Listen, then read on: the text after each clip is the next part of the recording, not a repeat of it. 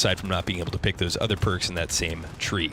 So Anya is my favorite ground war map because it feels the most like Call of Duty to me. And I know that's kind of a weird critique and a weird thing to say, but and maybe that's a gross oversimplification of why I like it.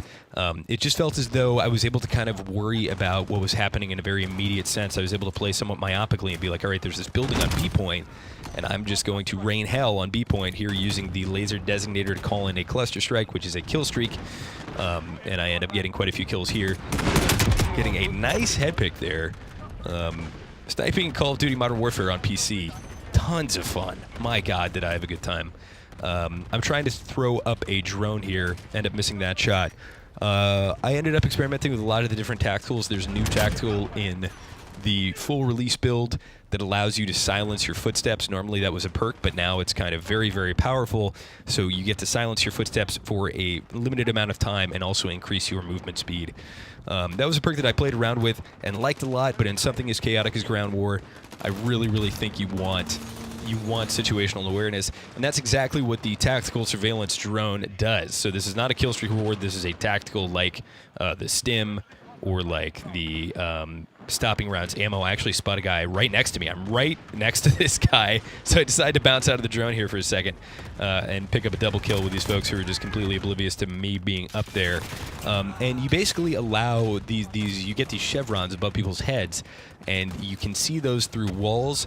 And actually, I'll pull up a clip here from Cyber Attack, which is a one death and you're out kind of mode, and I get this amazing X-ray kill just because one of my teammates had the foresight to be able to use this drone very early in our kind of play testing. So very powerful stuff.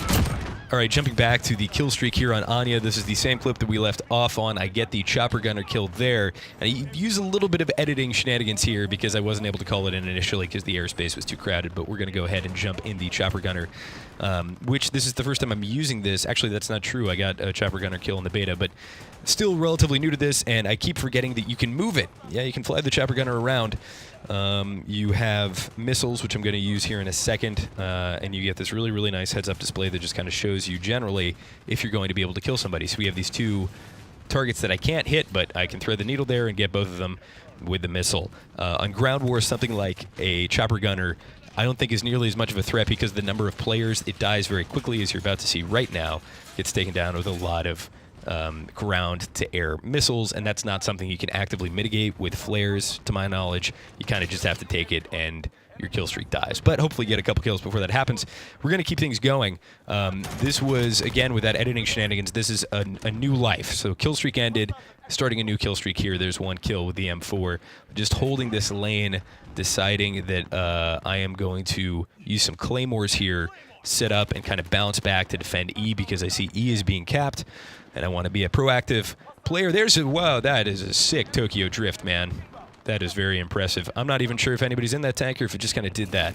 That's an only in Battlefield moment right there. A wacky, glitchy tank in a Call of Duty game, no less. So I pick up this double kill on E. They've got E, and I'm going to try and make a push for it. Get the personal radar activation there, which I don't really know how I felt. I feel like I still have to kind of like feel out the kill streaks. And securing E, and going to decide to go straight back to that C point because we're doing a pretty good job contesting this.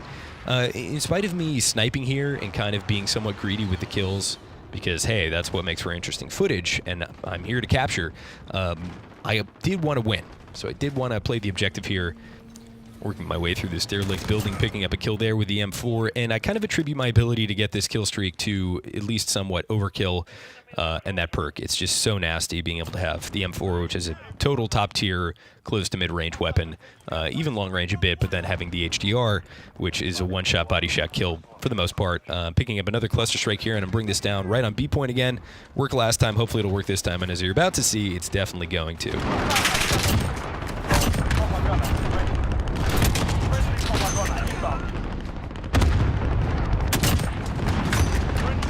So going up into another chopper gunner kill streak here, and we're going to come back to this kill streak, but briefly I just want to talk about a couple of the weapons that really stood out to me that were just a lot of fun to use, the first of which being the MP5, not a weapon that I experimented with a lot in the closed beta. Got my hands on it for a couple of games and really, really enjoyed it. Weapon progression in Call of Duty Modern Warfare is a little bit different than it was in previous entries in the sense there is no weapon prestige. Instead of that, you just have about 3 times the normal progression, so it's a much longer tail in terms of unlocking these attachments.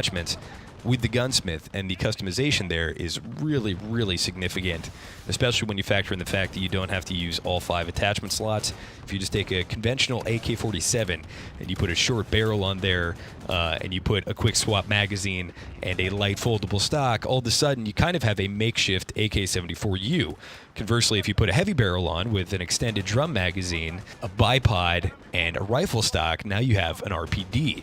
So you can really kind of mix and match and make the gun your own and modify the original purpose of the weapon for that specific archetype that was in, and I think that serves as some pretty good progression. Here's a nice one-shot 2 kills. And there you have it. Those were my favorite clips from the Call of Duty Modern Warfare review event that I attended. If you want to see more, follow me on Twitter at ThugginDuggan for hot takes, as well as some decent gameplay like you saw today. And for all things first-person shooters, you're already in the right place here at IGN. Falcon, see you on personal radar.